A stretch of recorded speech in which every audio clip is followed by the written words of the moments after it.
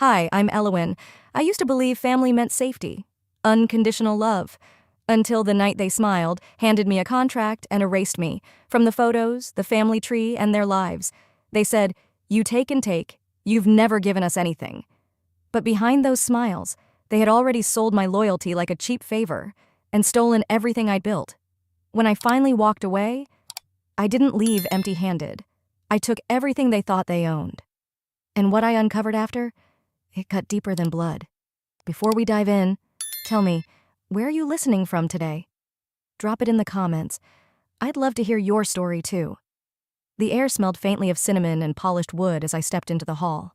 Boulder, in mid-September, had that crisp bite to it, like a promise of fall just starting to creep into the mountains. I held my breath a second longer than necessary before walking further inside, clutching the small bouquet I'd picked up from the corner florist. Nothing grand, just sunflowers and baby's breath wrapped in plain brown paper. Family Appreciation Night. That's what the white banner said, strung across the modest hall my parents had rented. The words were printed in sweeping, scripted letters, golden foil catching the light from chandeliers above. It should have felt welcoming. Instead, it made my palms sweat. People were already seated at round tables covered in pale blue cloths. I spotted my sister Vera immediately. Hard not to. She was at the center of everything, bright in a tailored emerald dress, laughing easily, her voice rising above the hum of polite conversation. Cassian, her husband, stood by her side, effortlessly charismatic in a fitted blazer, one hand resting on her lower back like he owned her. And the room. No one noticed me slip in. I moved to the side, searching for a spot, but the only empty seat was near the buffet, half blocked by an ice sculpture shaped like a phoenix. I tucked myself there, adjusting my plain navy dress, the flowers still clutched awkwardly in my hand. Before I could think too hard about it, my father Alaric tapped a fork against his glass, calling the room to attention. The microphone crackled once as he cleared his throat, scanning the crowd with a practiced air. He launched into a speech about family, the sacrifices made, the legacy built, the strength of togetherness. "And tonight," he said, his voice growing rich and proud, "we celebrate Vera's unwavering dedication and Cassian's loyalty to our family's future." The room burst into applause. Chairs scraped, glasses clinked. I clapped too, mechanically, trying not to show the sting that burned my chest. My name wasn't mentioned. Not even once. I shifted in my chair, setting the bouquet down on the empty seat beside me. My fingers twisted the brown paper wrapping until it crinkled loudly in my lap. Maybe it was a mistake, I thought. Maybe I'd be acknowledged later. The thought barely flickered when Vera lifted her glass high above her head, her grin wide enough to show all her perfect white teeth. "And," she said brightly, her voice smooth as satin, but sharpened just enough for the room to catch the edge, "to those who sometimes help out when they can, we appreciate you too." Soft laughter rippled through the crowd. Some people chuckled into their wine glasses. Others glanced around, unsure whether it was appropriate to laugh. The words hit harder than any slap. I sat frozen, heat rising up my neck into my cheeks. The flowers slipped from the seat, landing awkwardly on the floor. Nobody bent to pick them up. Nobody even noticed. Inside, something shifted, just slightly. Not rage, not yet. More like the hollow ache of being left out of a story you helped write. I forced a tight smile, lowering my gaze to the white tablecloth. I twisted the cloth between my fingers under the table where no one could see. In my chest, a quiet thought bloomed. I guess I'm not part of the real family story they want to tell. The rest of the evening blurred around me.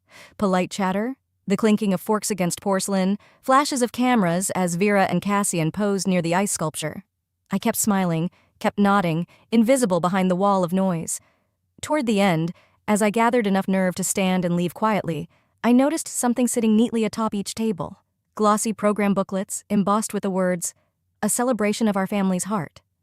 Curious, or maybe desperate, I picked up the one nearest me and flipped through. Photos of Vera and Cassian. Paragraphs about their contributions, their sacrifices, their plans for the family business. A paragraph about my parents, naturally. A few photos of cousins, uncles, even a neighbor who had once helped with a local charity. But nowhere was my name. Not even in the footnotes. The ache in my chest deepened, anchoring itself like a stone at the bottom of a river. My fingers tightened around the booklet until the glossy paper bent. That was when my phone buzzed sharply in my purse. A text. I hesitated, the sounds of clinking glasses and muted laughter buzzing around me like static. The message preview flashed on my screen. 6 words that would strip away whatever patience I still had left. The phone vibrated again, sharper this time, almost impatient. I stared at the notification. A text from Vera. "Hey, come to Dad's study after the dinner. We need to talk about the house situation." House situation? My heart thudded once, hard. I tucked the program booklet under my arm, forcing my legs to move toward the dim hallway that led to the back offices of the hall. The party noise faded behind me, the clinking glasses, the half-hearted laughter, the hollow speeches, and in its place, a different kind of noise took over. The noise inside my head. The door to Dad's study was already cracked open. I pushed it wider and stepped in. They were waiting. Alaric, Dad, stood behind the heavy oak desk like some aging king surveying his domain. Vera perched on the corner of the desk, swinging one high heel lazily. Cassian leaned against a bookshelf, arms crossed, wearing that smug expression he saved for moments when he thought he was about to close a deal. On the desk lay a neatly printed document and a black pen. Ready, waiting. "Elowen," Dad said, voice syrupy, almost rehearsed. "We just wanted a quick word. Family stuff." I nodded stiffly, staying near the door. I could smell the faint scent of the polished wood and something else, a sharpness, like cold steel hidden under velvet. Dad continued, "You've been wonderful, really, always pitching in when needed. But now, it's time to make things official. Clean, practical." Vera chimed in, eyes bright like a snake catching the last sunlight. "Yeah, it's just easier if you sign the lake house over. You don't even live there anymore. And Cassian and I are planning to renovate it for the family's use." Family's use, not mine, not even a shared space. A quiet, complete handover. I stepped closer to the desk, scanning the document without picking it up. The words swam slightly, legal jargon, clauses, stipulations, but the bolded line near the bottom stood out crystal clear. Full transfer of ownership rights. "Why now?" I asked, my voice calm, almost detached. Dad offered a thin smile. "It's just a formality, sweetheart.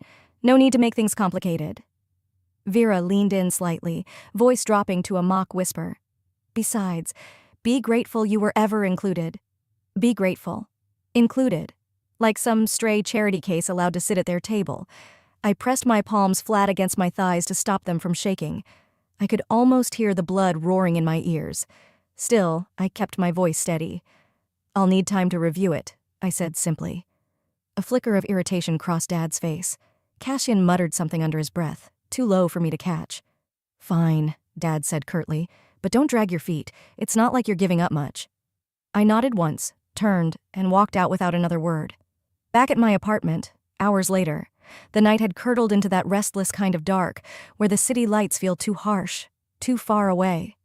I sat at the kitchen table, the only light coming from the overhead bulb buzzing faintly. My phone buzzed again, another text from Vera. "You've taken enough. Without us, you'd be nothing. Be grateful we even put up with you." I stared at the words, the arrogance, the entitlement, the way she framed my existence as some sort of favor they'd extended out of pity. For years, I had swallowed every slight, every unspoken insult, every quiet omission. Because family, because duty, because love. But reading that message under the cold, flickering kitchen light, something inside me finally broke. Not loudly, not with screams or shattered plates, just a silent, deep rupture. I read the message twice more, letting the words sink in fully this time. I let them brand themselves across whatever last patch of loyalty still clung to my heart. Then, slowly, deliberately, I pressed my thumb to the screen and deleted it. No reply, no explanation, no apology asked for or given. For the first time in my life, I chose silence over begging. I set the phone down and sat there, feeling the weight of the empty room settle around me. A strange clarity replaced the ache, sharp, cool, almost clinical. They had said everything they needed to say, and maybe, finally, so had I. Without saying a single word, I slid the phone onto the counter and leaned back in my chair, breathing in the heavy silence. Part of me thought that cutting ties would feel freeing, a door slammed shut.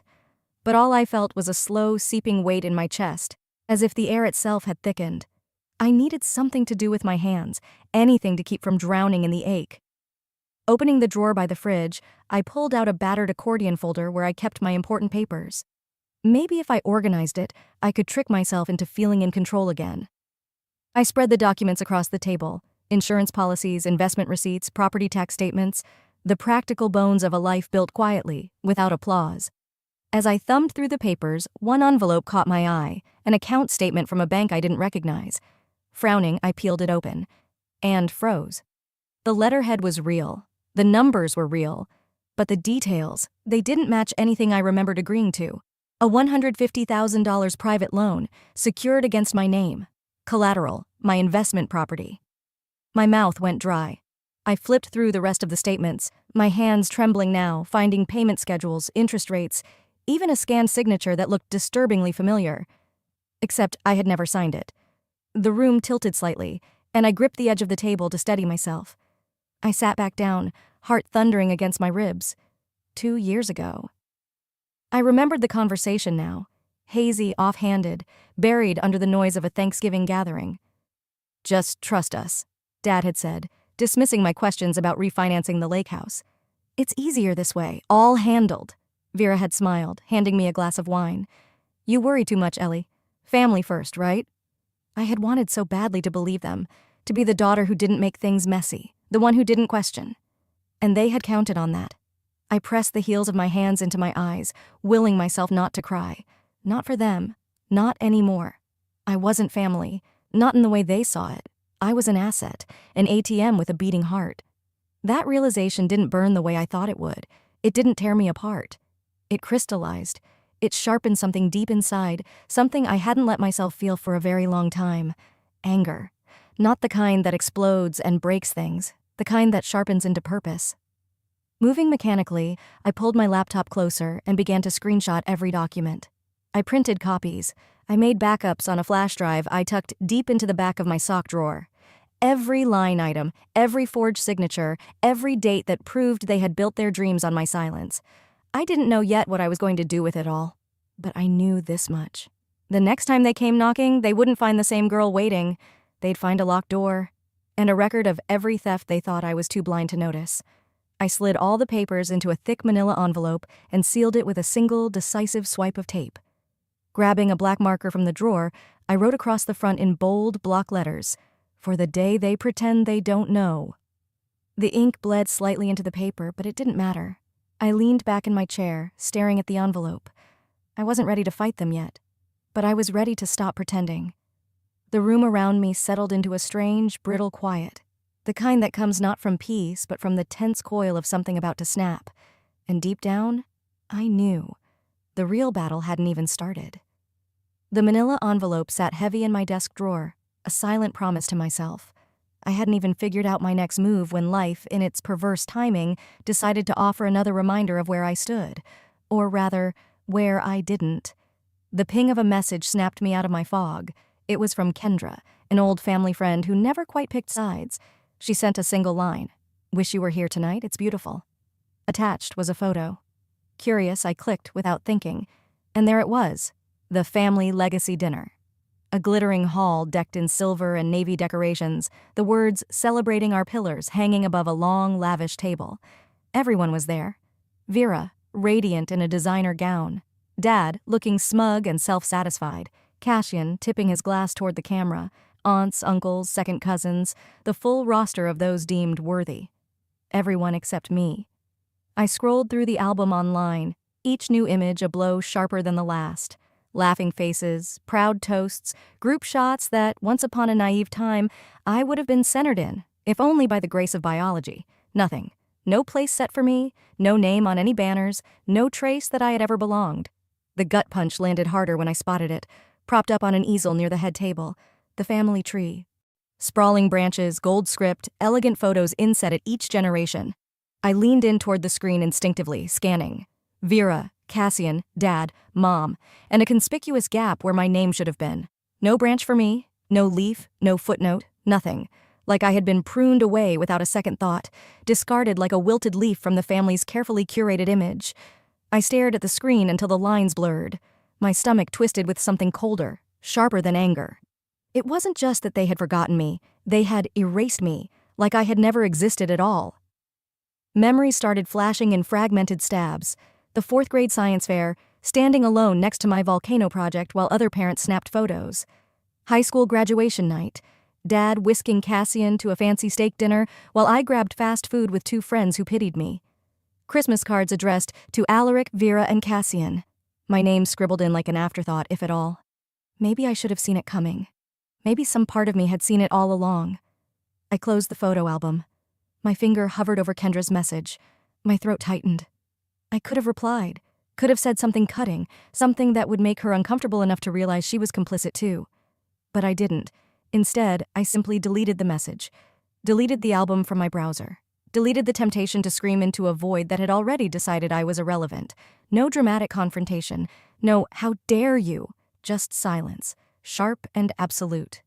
I pushed my phone away and stood, walking slowly around my apartment. The late September air seeped through the cracks in the old windows, chilling the wooden floors. For the first time since moving in, the space didn't feel like a haven. It felt like exile. Not a home I had chosen. A cage I had been pushed into while they celebrated their legacy without me. I touched the corner of the bookshelf where a framed photo once stood, an old picture from a family beach trip before everything had soured. I had packed it away months ago without really knowing why. Now I understood. They had been preparing for this erasure long before I ever caught up.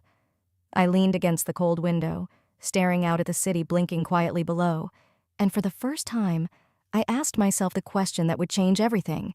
If they could so easily cut me out of their story, why was I still holding on to mine?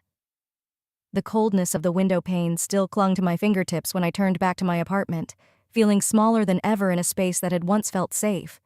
I needed a distraction, something mechanical, something that didn't involve thinking or feeling.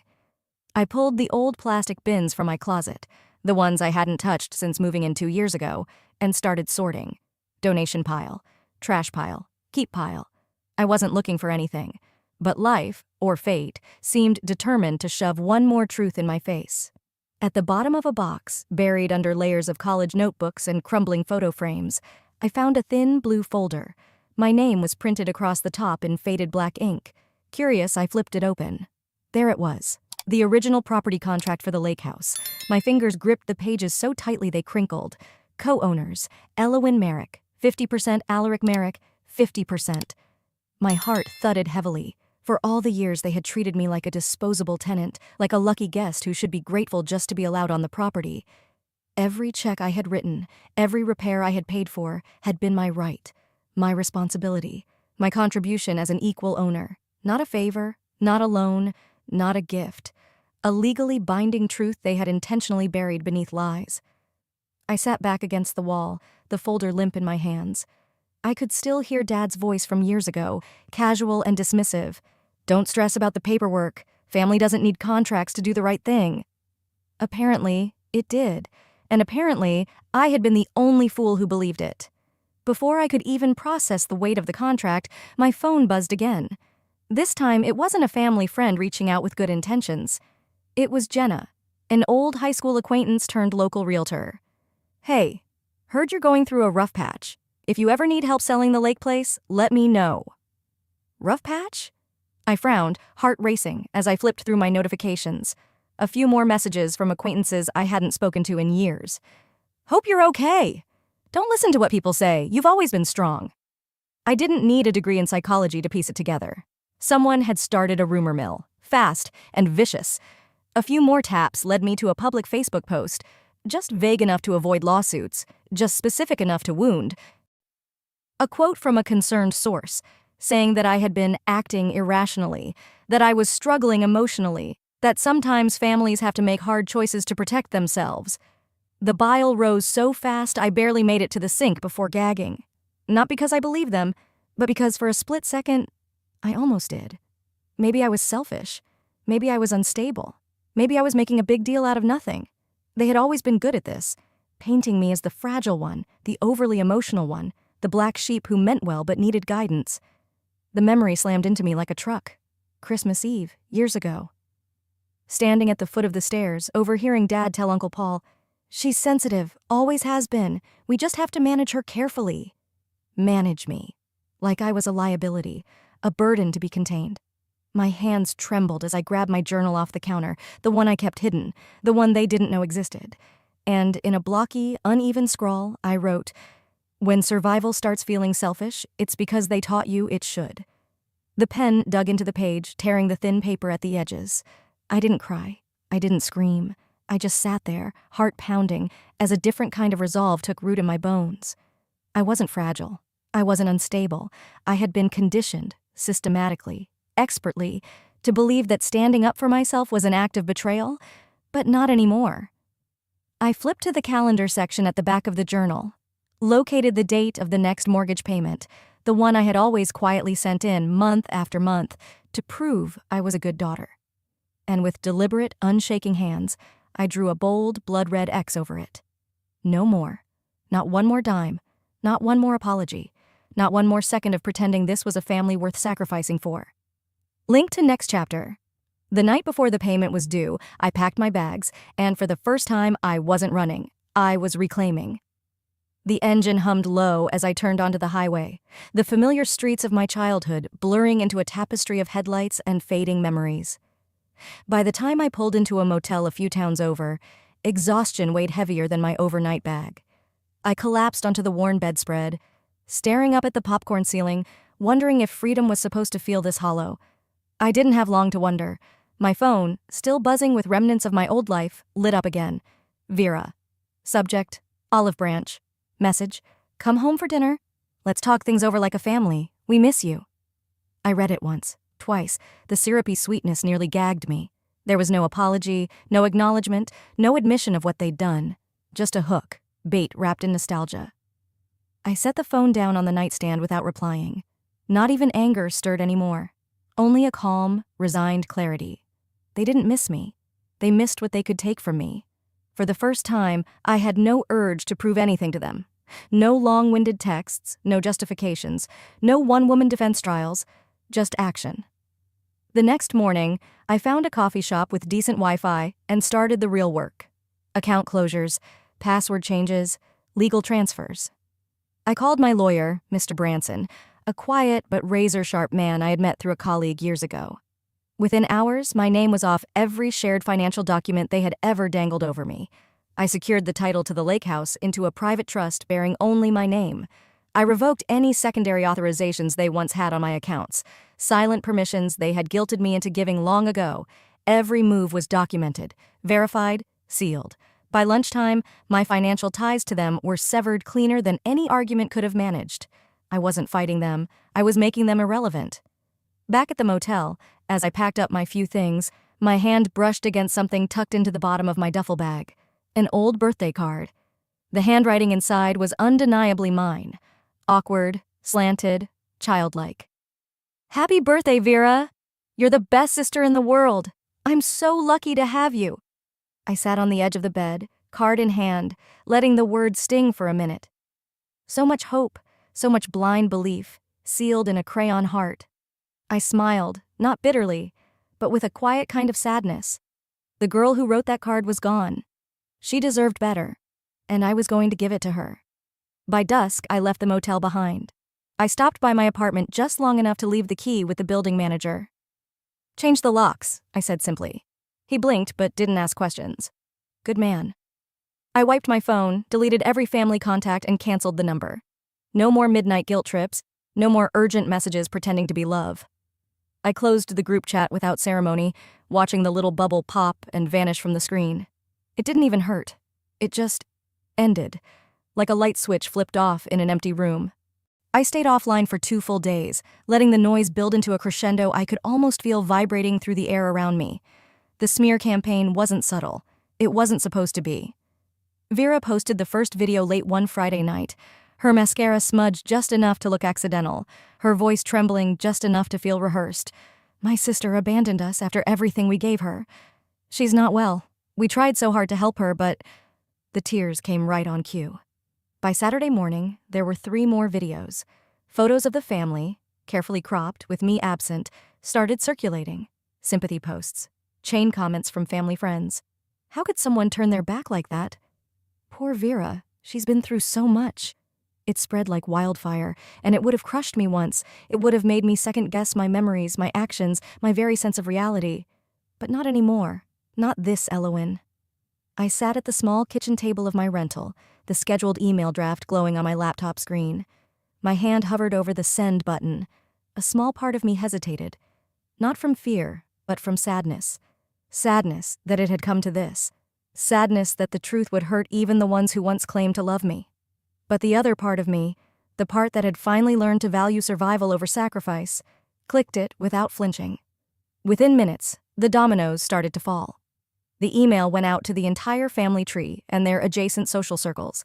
No anger, no insults, just a clean, chronological timeline of financial records. Proof of every loan I had repaid. Proof of every mortgage I had co-signed and paid off without a word. Screenshots of texts from Vera thanking me. Legal documentation showing my rightful share in the lake house. Evidence, plain and undeniable. I didn't add commentary. I didn't beg for understanding. I simply laid down the bricks and let them trip over the truth themselves. By Sunday afternoon, the tone online shifted. The videos disappeared first, then the sympathy posts. Then the awkward apologies started trickling into my inbox. "I'm so sorry, I didn't know. You deserved better, Elowen. I should have asked you, not assumed." And then, the silence. The best kind. The kind where people no longer knew what to say because the lie had collapsed on itself. Vera tried one more desperate move. A final, trembling post. A blurry sunset photo captioned, "Sometimes people will try to destroy you just because they can't control you." It was bait. I could have ignored it. I almost did. But instead, I logged into an old, unused account and left exactly one anonymous comment. Sometimes the person you call selfish was the only reason you were standing at all. No name, no fight, just truth, delivered like a blade wrapped in velvet. And then I logged out, for good. The fallout at home was immediate. Mr. Branson forwarded me updates. Alaric left me a rambling voicemail full of half apologies and veiled threats. Cassian tried to intimidate me with the idea of an emotional damages lawsuit. One cold email from my lawyer citing defamation statutes ended that fast. Vera simply went silent. Funny how the loudest ones always crumble fastest when the mirror finally faces them. Monday morning, I parked down the street from the family home. I sat in my car for a while, engine off, watching the house through the windshield. It looked smaller somehow, not physically, but emotionally. The "for auction" sign stood staked into the lawn like a final undeniable verdict. Two strangers hammered it in, chatting casually, oblivious to the history, the wars, waged behind those walls. Keys in my hand, memories in my rearview mirror, and not a single tear left to shed. The past had finally loosened its grip. But as I stared at the house and everything it symbolized, I realized something heavier still. I was free, but I still had to decide what kind of future I would build from the ashes. The auction ended quietly, like the last ripple fading out across a pond. I stayed long enough to watch the final papers get signed, the locks changed, the property slip from my name into the hands of strangers. And then I turned away. Not out of anger, but out of sheer, simple necessity. Some endings don't need fireworks, just a door closing. That night, I packed the last few things from the rental apartment into my car. No grand farewell, no dramatic speech, just bags, boxes, and a strange weightlessness I hadn't felt in years. I drove through the darkness for hours, the Colorado mountains shrinking behind me, the open road unfolding in quiet invitation ahead. By the time the sky started to pinken with the first hints of dawn, I crossed into Oregon. A small coastal town, Seabrook, would be my new beginning. Fresh air, empty sidewalks, ocean mist curling between cedar trees, the kind of place where nobody knew my name, and I liked it that way. My new apartment was nothing like the sprawling family home I had once poured my life into. It was tiny, 2 rooms, a balcony barely wide enough for a chair. But it was mine. Every chipped tile, every squeaky cabinet hinge, mine. I set up a small consulting office in town, helping small businesses organize their books and contracts. It wasn't glamorous. It wasn't headline-worthy. But for the first time, every late night spent working, every success, every piece of progress, belonged to me. No one could twist it into some family favor or lucky accident.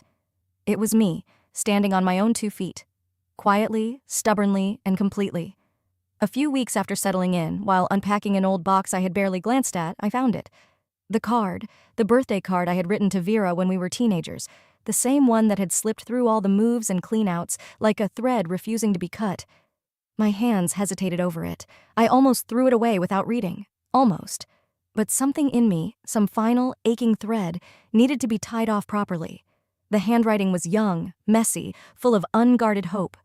To the sister I will always love, even if you forget me sometimes. I stared at the words, feeling a ripple of something deep and old stir inside me. But this time, it wasn't pain. It wasn't regret. It was acceptance. I placed the card back into a random drawer without ceremony, like tucking away a letter from a life that no longer defined me. No anger, no need for revenge, just closure. One evening, sitting on the narrow balcony with a chipped mug of coffee warming my hands, I watched the sunset smear itself across the ocean. The air smelled of salt and pine. The world felt so big, and for the first time in a long time, I felt big enough to meet it. I thought about everything that had led me here, all the moments of betrayal, all the moments I swallowed hurt and called it loyalty, all the times I twisted myself into someone smaller, quieter, more convenient, just to fit into a story that was never really mine. And I realized something simple, something powerful. Sometimes leaving isn't about giving up. It's about choosing yourself. Maybe for the first time.